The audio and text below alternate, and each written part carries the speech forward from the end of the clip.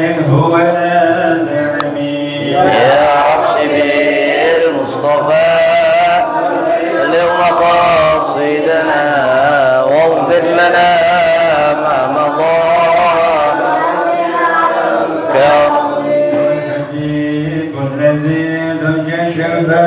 آمين آمين يا رب العالمين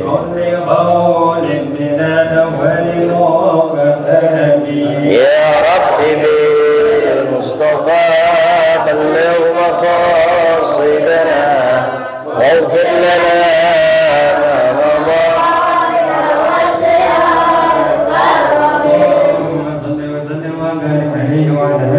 حضرة النبي صلى رسول الله صلى الله عليه وسلم وجميع الأنبياء المرسلين وأولياء الله الصالحين والعلماء العاملين الراسخين في العلم واليقين ولجميع سادتنا الصوفية أينما كان من مشارق الأرض إلى مغاربها أن الله تعالى من درجاتهم في الجنة وينفعنا ببركاتهم وعلومهم في الدين والدنيا والآخرة. ثم الفاتحة إلى آبائنا وأمهاتنا وأجدادنا وجداتنا وعمامنا وعماتنا وإخواننا وأخواتنا وخالاتنا ولمن حق علينا ولمن جاهد في سبيلك وفي سبيل رسولك ولمن أنفق ماله وعلمه ودعاه علينا وفي هذا المصلى والمجلس لنخص خصوص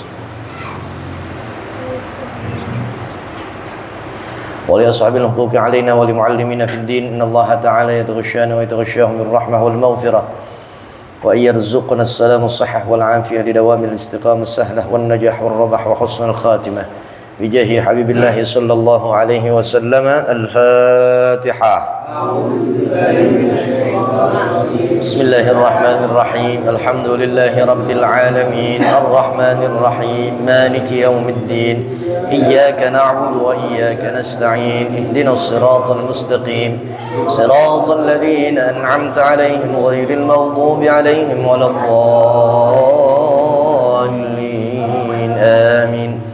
بسم الله الرحمن الرحيم اللهم صل على سيدنا محمد وعلى آل سيدنا محمد رب اغفر لي ولوالدي وارحمهما كما ربياني صغيرا. السلام عليكم ورحمة الله وبركاته.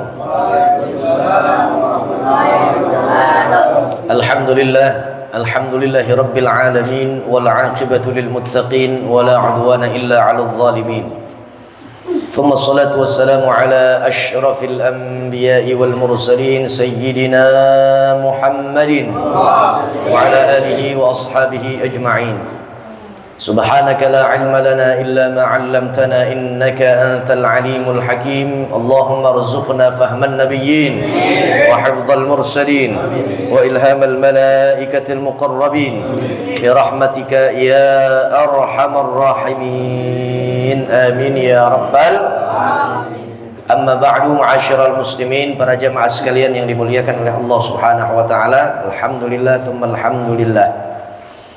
Puji dan syukur kehadirat Allah Subhanahu wa taala pada kesempatan malam hari ini Allah tentukan untuk kita mendapatkan kurnia dan juga anugerah yang begitu besar, begitu agung, begitu mulia, disebabkan Allah berikan kepada kita kecenderungan untuk melakukan tindakan taat kepada Allah di malam yang baik, di tempat yang baik, dalam kegiatan yang baik. Mudah-mudahan nasib kita dunia akhirat pun Allah berikan baik. Malam baik itu adalah malam Jumu'ah, di tempat yang baik adalah musalla, rumah ibadahnya umat Islam, dalam kegiatan baik yakni majlis ilmu, tempat di mana Allah curahkan nilai pengetahuan dan wawasan kita terhadap pendalaman ajaran agama Islam. Dan oleh karenanya kita berharap kepada Allah, mudah-mudahan dengan wasilah duduknya kita dalam majlis ilmu ini, insya Allah Allah jadikan nasib kita dunia mendapatkan aman dari Allah, dan negeri akhirat kita Allah selamatkan. Insya Allah syurgalah tempat kita kembali. Amin ya rabbal.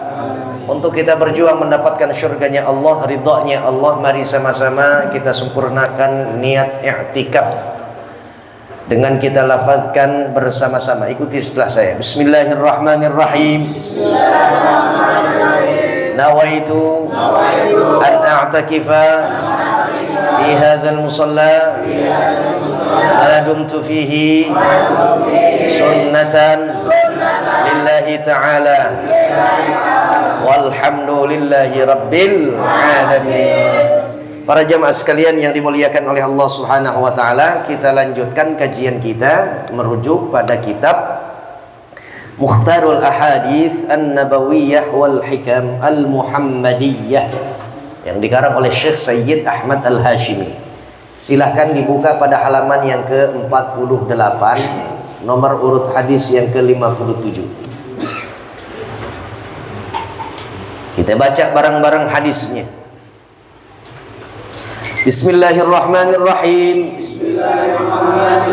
Qala Rasulullah sallallahu alaihi wasallam, idza aradallahu bi'abdin khairan faqahahu fid dini wa zahhadahu fid dunya wa bassarahu uyubahu. Rawahu Al-Baihaqi an Anasin. Lail baca. Bismillahirrahmanirrahim. Qala Rasulullah sallallahu alaihi wasallam, "Idza aradallahu bi'abdin khairan waqahahu fid din wa zahadahu fid dunya wa basarahu uyubahu." Rawahu Baihaqi an Anas. Apabila Allah menghendaki kebaikan bagi seorang hamba, maka dia membuatnya memahami agama dan membuatnya berzuhud terhadap duniawi. Lalu dia memperlihatkan kepadanya aib-aib dirinya. Riwayat Baihaqi melalui Anas radhiyallahu anhu. Alhamdulillah. Para jamaah sekalian yang dimuliakan oleh Allah Subhanahu wa taala, sekarang kita ingin membahas satu hadis Rasul yang apabila kita ingin berikan tajuk dan judulnya, hadis ini berbicara tentang siapa hamba Allah yang dikehendaki baik oleh Allah Subhanahu wa taala. Dalam hadis ini Rasulullah sallallahu alaihi wasallam menyampaikan, idza aradallahu bi'abdin khairan, jika Allah menghendaki kepada salah seorang di antara hambanya nilai baik, atau Allah ingin menjadikan seseorang itu baik, maka tandanya, cirinya bisa dilihat dengan 3 hal. Ini Allah punya karya, ini Allah punya ketentuan, ini Allah punya keputusan. Ciri dan tanda orang yang baik adalah faqahahu fid din. Yang pertama, Allah jadikan dia punya hidup, dia punya kesibukan, dia punya nilai aktivitas adalah pertama, Allah jadikan dirinya dan hidupnya ngerti tentang agama yang dia peluk. Keyakinan yang dia tancapkan dalam hatinya. Apa ajaran agama yang diturunkan oleh Allah kepada Rasulullah sallallahu alaihi wasallam? Jawabannya adalah ajaran agama Islam. Nah, ciri orang baik selalu dikasih kesempatan oleh Allah untuk duduk dalam majelis ilmu sehingga dia mampu memahami secara baik dan benar. Apa aja nilai-nilai tentang ajaran agama Islam, baik dari rukun imannya, rukun Islamnya, dan juga ihsan, apa itu dia. Dan Allah kasih kesempatan untuk dia bisa memahami semua tentang apa yang diwajibkan oleh Allah, apa yang disunnahkan oleh Rasulullah, dan apa yang dilarang oleh keduanya, Allah dan Rasulnya. Ini kayak semacam kita nih, kayak begini nih, duduk dalam majelis ilmu. Kita sama-sama tahu masing-masing kita pasti punya kesibukan. Ya, ada yang udah pagi kita capek kerja, ada yang gojek, ada yang narik, cari keberkahan, ini itu, sampai malamnya kita tahu nih ada agenda kita buat gelar taklim di musola kita, An-Nur Syafaat. Badan sih kalau pengen kita turutin, yang tadi kerja nih dari pagi-pagi buta sampai tadi menjelang terbenam matahari, kalau kita turutin badan capek nggak nih? Capek sebenarnya, capek. Kalau kita pengen turutin, mana yang lebih enak, ngaji apa kita goler-goleran, rebah-rebahan depan TV sambil pegang remote, gonta-ganti program TV? Enakan mana? Enakan rebahan. Cuman karena memang Allah pengen kita nih jadi orang baik, makanya Allah tumbuh kembangkan, Allah tanamin nilai baik. Makanya akhirnya kita duduk dalam majelis ilmu pulang bawa ilmunya buat nilai duniawi kita dan juga ukhrawi kita. Maaf, bukan duniawi aja ya. Kita ngaji ini bukan soal dunia, bukan ukhrawi doang, tapi duniawi juga.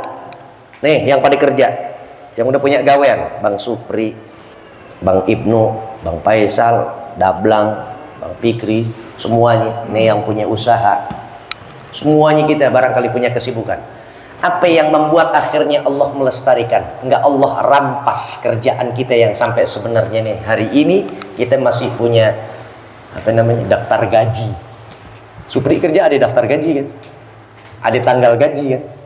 Apa yang bikin akhirnya Allah Subhanahu Wa Taala bikin lestariin kita punya kerjaan dan pendapatan kita masih ditetepin oleh Allah Subhanahu Wa Taala? Gara-gara apa? Gara-gara orang duduk dalam majelis ilmu. Salah satunya. Kok bisa Ustadz ngomong kayak begitu? Iya, ente tinggalin nih pengajian. Sama sekali ente nggak duduk. Allah marah, Allah cabut kenikmatan semuanya. Allah cabut semua kenikmatan. Bahkan bukan kenikmatan kita bekerja dalam salah satu PT, perusahaan, atau di kantor-kantor kementerian, kantor-kantor Pemprov DKI, atau di tempat-tempat yang lain.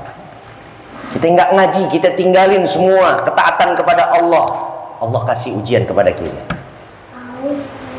PT langsung ngeluarin tuh surat permohonan maaf, ada perampingan karyawan. Ya enggak? Sebagian di PHK. Kan soal duniawi juga tuh. Bukan cuma ukhrawi, apalagi ukhrawi. Modal kita dapat dari majelis ilmu ini adalah ilmu yang nantinya bakalan kita jadiin sebagai penopang ibadah kita di dunia. Yang nantinya ibadah itu kalau diterima oleh Allah lantaran ada ilmunya, ilmu yang kita dapat dalam majelis ilmu, maka di negeri akhirat kita dapat rapot kita, amal kita, semuanya ketaatan kita diterima oleh Allah Subhanahu Wa Taala. Tuh dia. Makanya kalau kita pengen ngukur diri kita, kalau kita ingin bercermin dengan kegiatan dan aktivitas serta daily rutin kita, lihat ini hari gue hadir nggak dalam majelis ilmu. Silahkan hiburan boleh, apa juga kegiatan kita yang sifatnya adalah untuk nyenengin diri kita boleh, jalan-jalan fadol silahkan. Nih kita bawa deh teman-teman di mana nih? Teman-teman ngaji juga, teman-teman main kerambol juga, tuh bapak-bapak yang ganteng kayak Ikang Fauzi semua kan. Alhamdulillah. Boleh nghibur diri boleh, waktunya ngaji. Orang Arab bilang sa'ah li rabbak sa'ah li galbak. Ada waktunya untuk kita ngabdi kepada Allah, terus taat kepada Allah. Ada waktunya juga kita buat hibur diri. Ada nggak larangan untuk kita berhibur dan berlibur diri? Ada nggak? Nggak ada. Allah tahu manusia punya kecenderungan kepada seni, kepada hal-hal yang disukai. Asalkan sejauh nggak bertolak belakang, nggak kontradiktif, nggak nubruk syariatnya Allah, silakan. Insya dia ya. Tanda orang baik dikehendaki oleh Allah manusia itu menjadi orang yang baik, salah satunya adalah Allah akan berikan kepada dirinya pemahaman tentang agamanya. Lantas gimana seseorang bisa kemudian tiba-tiba ujuk-ujuk orang Bogor bilang dia jadi orang yang paham tentang agama? Nggak mungkin kalau dia nggak duduk dalam majelis ilmu. Innamal ilmu bitta'allum. Sungguh ilmu itu hanya didapat dengan cara belajar. Di mana adanya tempat pembelajaran kita? Lepas kita SD, SMP, SMA, lepas kita kuliah, adanya di mana? Majelis taklim udah. Majelis taklim. Itu kalau kita pengen urai apa keutamaannya, nggak cukup sejam 2 jam. Paling nggak 1 sesi aja per setiap sub bahasan tentang peranan ilmu yang begitu penting dalam kehidupan umat Islam. 1 sesi aja paling nggak 2,5 jam. Subbagiannya aja ada belasan subbagian tentang peranan ilmu. La haula wala quwata. Paham sampai sini? Tanda dan ciri orang yang baik yang pertama adalah Allah kasih paham dia tentang agamanya lantaran dia ngaji. Lantaran dia ngaji, dia belajar. Makanya orang yang paling terbaik menurut Rasul adalah orang yang mengajarkan dan orang yang diajarkan. Kita semuanya nih 2 unsur doang. 2 unsur. Kita doa. Rabbana atina fid dunya hasanah wa fil akhirati hasanah wa qina adzabannar. Doa apa namanya itu? Sapu Jaga. Gimana nggak kesapu? Dunia kita minta hasanah, akhirat kita minta hasanah. Sampai di ujung doa waqina adzabannar, kita minta apa? Biar lepas, bebas, terhindar dari petaka api neraka. Orang yang dapetin hasanah di akhirat, lebih dulu dia harus jelmakan hasanah dunia. Ini syarat nih, syarat. Nggak mungkin Allah kasih surga, Allah kasih ridhonya kepada salah seorang di antara hamba Allah nanti di negeri akhirat, kalau dunianya ini manusia nggak menjelmakan, mewujudkan nilai hasanah di dunia. Bohong. Harus hasanah dunia dulu, baru kemudian hasanah akhirat baru dapat. Sementara apa nih hasanah dunia? Hasanah dunia saat ini ayat ini kan doa sapu jagat ada di dalam Al-Quran. Makanya di ayat juga, doa juga. Saat mengomentari Syekh Hasanul Bisri terhadap ini ayat, Syekh Hasanul Bisri menyatakan di dalam kitab Ihya Ulumuddin yang dikarang oleh Syekh Hujjatul Islam Muhammad bin Muhammad bin Muhammad. Ini nama aslinya Imam Ghazali, Muhammad bin Muhammad bin Muhammad. Umpame nih ya, umpame Pak Mama anak ini Bang Faisal. Bang Faisal nih anaknya. Kan 3 generasi nih. Muhammad bin Muhammad bin Muhammad. Cucu namanya Muhammad, babinya namanya Muhammad, kakeknya namanya Muhammad. Saking kagumnya dengan sosok baginda Nabi besar Muhammad Sallallahu Alaihi Wasallam. Nama saya Muhammad Iqbal, babi saya Muhammad Rushdi Ali, nama kakek saya Muhammad Ali Yasin. Pakai Muhammad semuanya. Pakai Muhammad. Adik kita pakainya Ahmad Syauqi Kamal. Satu lagi adik kita Ahmad Siddiqi Al-Wafa Al-Maqum. Allah yarham, Allah yaghfir lahu dzunub. Pakai Muhammad. Sebab nanti ada satu riwayat, saya pernah dengar guru saya bilang, saat semuanya sudah terkumpul, terseleksi, semua orang-orang yang masuk ke dalam surganya Allah, semuanya udah keseleksi. Udah pokoknya udah penghuni surga nih semuanya. Tapi yang ditafdil, yang diutamakan untuk lebih dulu masuk ke dalam surganya Allah, siapa di antara kalian yang namanya Muhammad masuk duluan. Alhamdulillah. Alhamdulillah. Coba siapa yang tunjuk tangan di sini yang pakai namanya Muhammad dulu sebelum nama aslinya? Muhammad Faisal. Pak? Faisal. Muhammad Faisal. Pakai Muhammad. Ntar kita tinggalin dia daripada ya enggak, kita masuk duluan. Iya, Muhammad. Ngancem nih, so, nama kita udah begini, gimana dong? Ya udah anak lu bikin, ntar lu anak bikin keluar laki, namain Muhammad, Ahmad, Mustafa. Pokoknya sematan panggilan untuk baginda Rasulullah Sallallahu Alaihi Wasallam.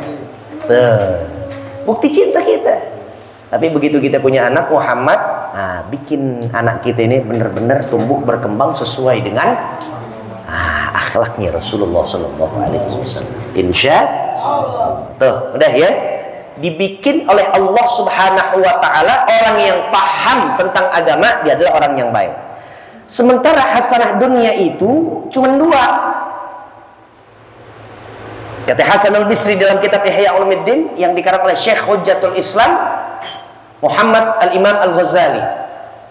Apa yang pertama? Orang yang dapat hasanah dunia, kebaikan dunia, ternyata bukan orang yang konglomerat, bukan. Kebaikan dunia nggak keukur dengan apa? Harta benda, bukan.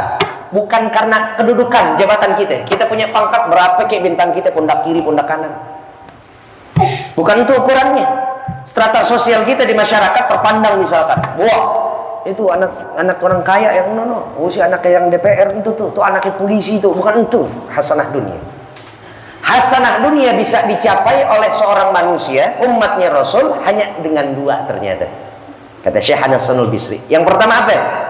Karena dia berilmu, paham tentang agamanya. Yang kedua, dia punya amal yang banyak.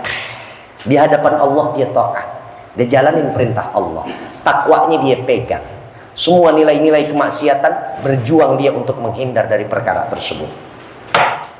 Itu baru orang yang dibilang oleh Allah hasanah dunia dia dapat. Ternyata ilmu. Makanya kerugian seseorang yang paling nyata dalam sehari semalamnya adalah ketika dia bangun pagi melek mata, sampai dia mau tidur lagi, nggak bertambah dia punya ilmu. Dia nggak ngaji barang semajlis pun, saat dia melek sampai dia tidur lagi di hari itu nggak nambah 1 ilmu, dia orang yang paling merasakan kerugian paling nyata. Orang yang rugi paling nyata bukan orang yang dagang, terus kemudian balik dia dorong gerobaknya, nggak dapat keuntungan sedikit pun, bukan orang yang rugi itu. Namanya dagang, rugi, untung, biasa kan? Biasa nggak? Biasa. Dia buka usaha, buka warung di rumahnya, biasa. Dan orang yang rugi itu bukan saat dia punya harta benda lalu kemudian dilahap sama si jago merah, kebakaran rumahnya, bukan. Hilang bendanya. Sesuatu yang benar dia jaga ternyata dicomot orang, diambil, digarong. Bukan itu orang yang paling rugi. Orang yang paling rugi seharian nggak nambah ilmunya satu dalam pemahaman agamanya, rugi dia. Dah, satu. Yang kedua, hamba yang dikehendaki baik oleh Allah adalah bisa dilihat, dicirikan dengan apa? Wazahadahu fid dunya. Dan Allah jadikan dia punya sifat terhadap dunia zuhud. Nggak ngoyo banget sama dunia. Lagi kerja asik-asik dipanggil sama Allah, hayya 'alal shalah, hayya 'alal falah. Zuhur nih. Udah apa tinggalin bentaran doang. Lagi juga kan kalau orang yang kerja di kantoran nih. Boleh nggak pas begitu jam 12 atau sekarang sih setengah 12 lewat ya zuhur. Hah? 11 berapa ya? 37 40-an kali ya. Begitu azan kedengeran begitu kayak Supri nih. Boleh nggak tinggalin ruang kantor, Pi? Udah boleh kan, emang istirahat kan, untuk sholat, untuk makan dan lain-lain kan. Udah, jawab aja dulu panggilan Allah. Jawab panggilan Allah. Nggak ngoyo. Yang cari duit di jalanan, yang cari duit dengan warung, cari duit dengan dia buka bengkel. Ya udah kita jawab aja dulu panggilan Allah. Begitu selesai, ya buka lagi tuh warung, buka lagi tuh bengkel, jalan lagi, ngorder lagi. Sebab dari situ sebenarnya sholat kita yang tepat waktu itu yang bikin kerjaan kita semakin mudah. Bahkan boleh jadi kita dipromosin untuk naik gaji, naik jabatan. Tapi sebaliknya kalau seumpama kita benar-benar kejar banget dunia nih, dunia. Ini yang udah pada bapak-bapak nih, barangkali sekarang nih yang buat anak-anak yang di belakang sih, ya belum mengerti apa-apa. Dia saat ini masih nerima haknya aja sebagai seorang anak dari kewajiban orang tuanya. Cuman dia barangkali insya Allah ngerekam di memorinya dia nih. Nih, kita kasih pahamnya. Dunia nih, alhamdulillah yang ngomong udah jadi ini sebagai prinsip. Dunia nih, semakin kita kejar, di modelnya kayak bayang-bayang nih. Kayak bayang-bayang.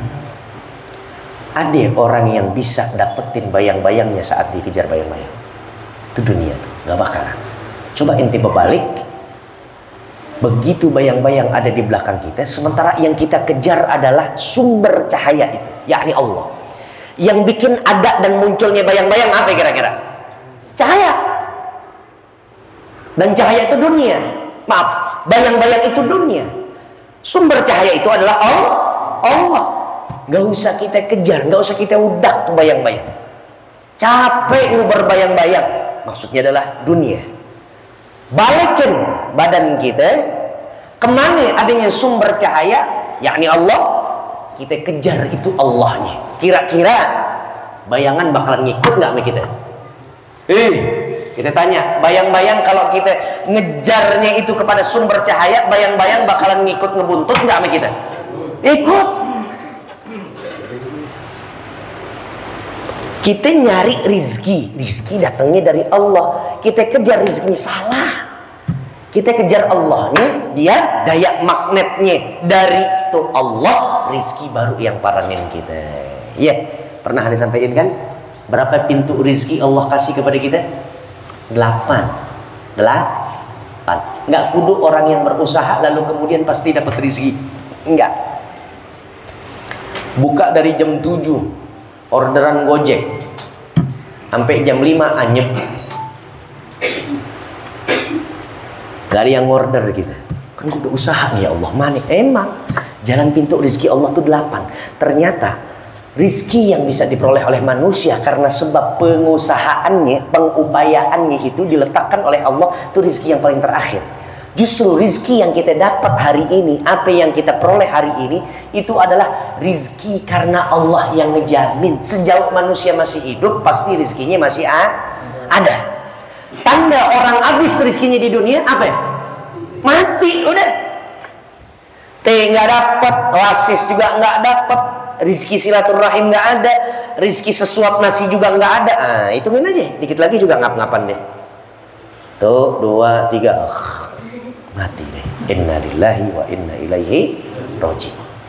Zuhud, zuhud itu artinya bukan tarkud dunia juga, bukan tinggalkan dunia. Kita diajarkan oleh Islam untuk ada teori balancing namanya, penyeimbangan antara soal dunia dengan akhirat. Kita kejar akhirat bukan juga kelantaran kita ya sibuk kalau kata orang Arab, biarin deh, abai gitu terhadap dunia. Enggak, karena apalagi yang laki kita punya bini, kita punya anak. Jadi soal ikhtiar harus juga. Wabtaghi fima atakallahu ad-darul akhirah wa la tansa nasibaka minad dunya.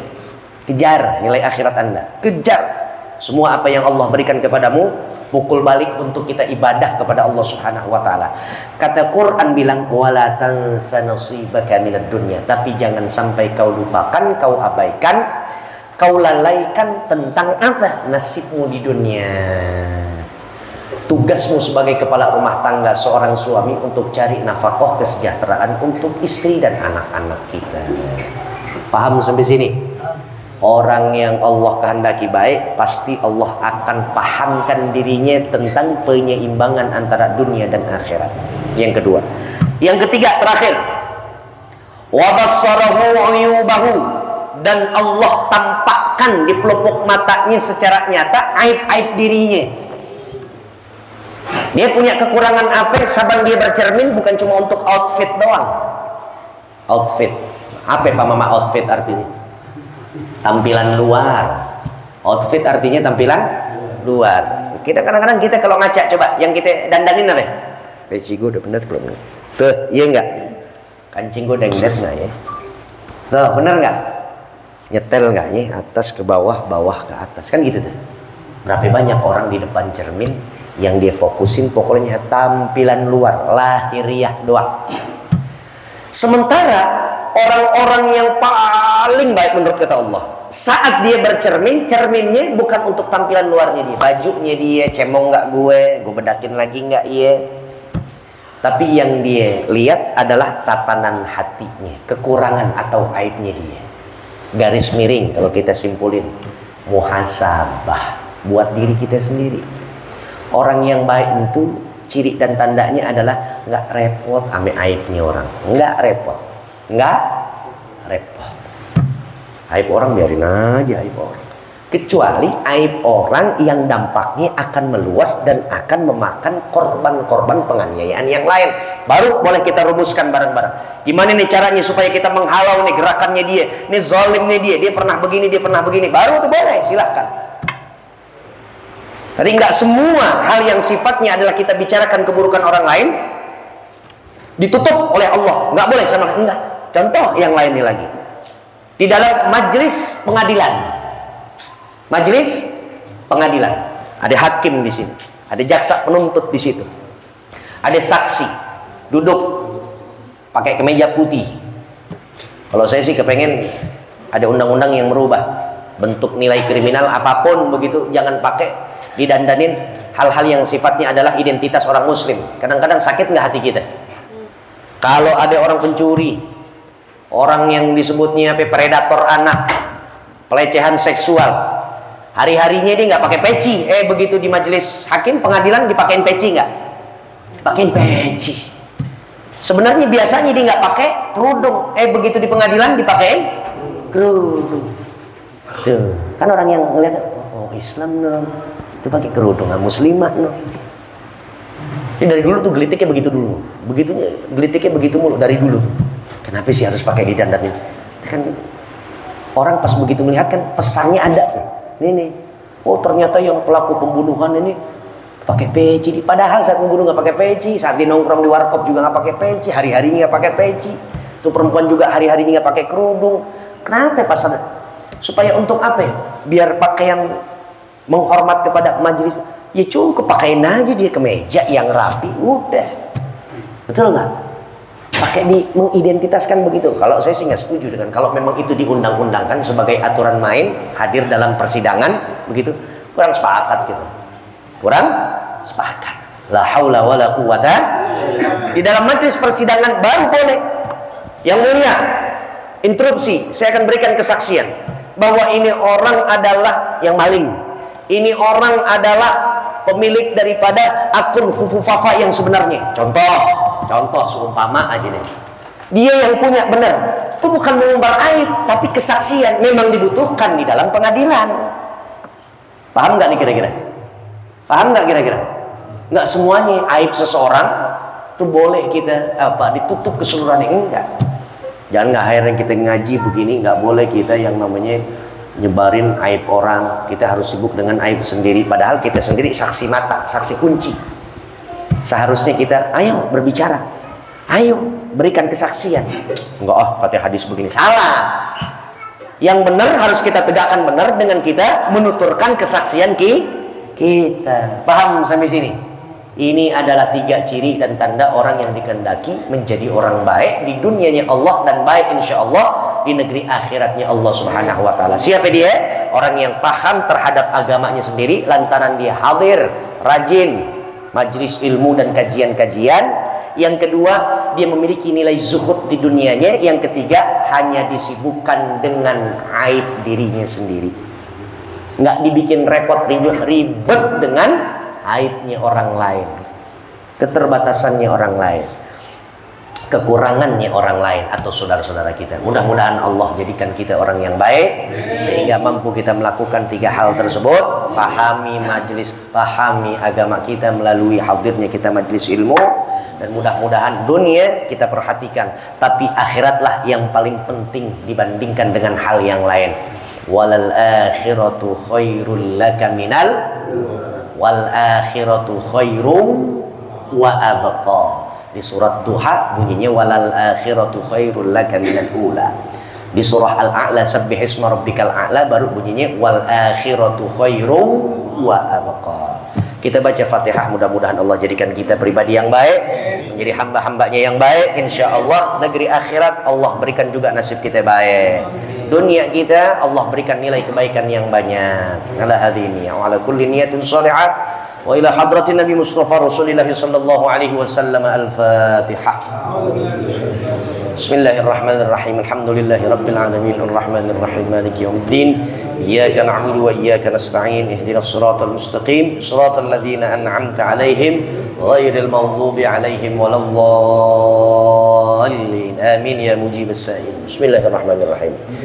Alhamdulillahi rabbil alamin. Allahumma shalli ala sayidina Muhammad wa ala ali sayidina Muhammad. Allahumma ighfir lana wa liwalidina warhamna warhamhum kama rabbawna shighara. Allahumma inna nastaudi'uka ma 'allamtanahu wa ma hafidhnahu wa ma qara'nahu fardudhu ilaina inda hajatina ilaih. Bareng-bareng baca Rabbi ighfirli warhamhuma kama rabbayani shaghira. Rabbi ighfirli wa liwalidayya warhamhuma kama rabbayani shaghira. Rabbi ighfirli warhamhuma kama rabbayani shaghira. Rabbana atina fid dunya hasanah wa fil akhirati hasanah wa qina adzaban nar. Raditu billahi rabban wa bi Muhammadin nabiyya wa rasula. Ya Allah biha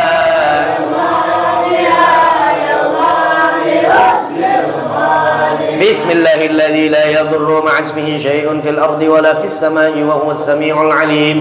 Afdalu ma qultuhu ana wan nabiyyuna min qabli la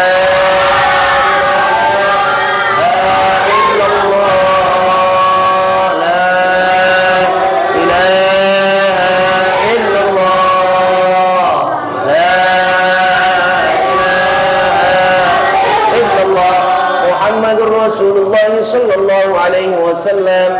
Kalimatu haqqin 'alaiha nahyu wa 'alaiha namut wa 'alaiha nub'atsu biha insyaallah ta'ala minal aminin. Sallallahu ala sayyidina Muhammad wa ala ali sayyidina Muhammad walhamdulillahi rabbil alamin. Assalamu alaikum warahmatullahi wabarakatuh.